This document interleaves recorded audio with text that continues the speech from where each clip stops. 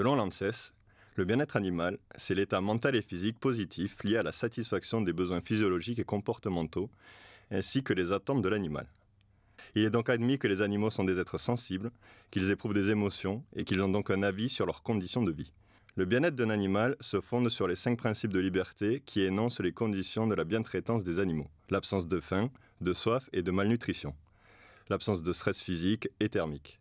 Absence de douleur, de blessures et de maladies. Absence de peur et de détresse, par exemple si un animal fuit à votre approche ou se sent en confiance avec la présence humaine. Et enfin, la possibilité pour l'animal d'exprimer des comportements liés à son espèce.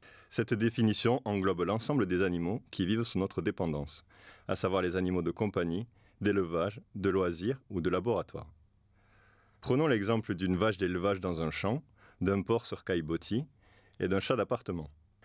Tous les animaux peuvent au final présenter des lacunes dans chacun des 3 domaines.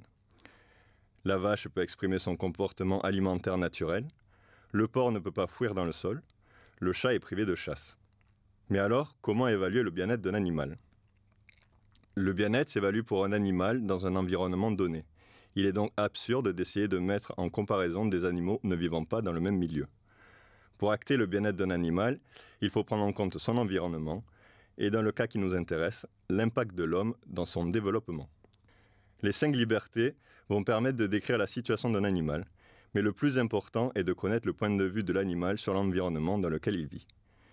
Les animaux sont en effet dotés d'une conscience, ils appréhendent par eux-mêmes leurs environnements et leurs relations avec celui-ci. Ainsi, même si ces 5 libertés sont à la base de qualité de vie des animaux, il est nécessaire d'aller au-delà en prenant en compte le ressenti de l'animal, tel qu'il s'exprime par exemple dans son état de santé et son comportement. Déterminer le bien-être d'un animal est donc complexe. Il s'agit de qualifier son environnement sur la base de ces 5 libertés et de s'intéresser à l'animal lui-même. En particulier, à analyser de façon précise son comportement. La notion de bien-être animal prend de plus en plus de place dans notre culture et occupe de plus en plus les esprits, notamment chez les éleveurs et les consommateurs. Cependant, il est important de rappeler que l'agroécologie répond à un cercle vertueux. Le bien-être des animaux entraîne celui des éleveurs, heureux de voir leurs bêtes en bonne santé et exprimant au mieux leur potentiel de production.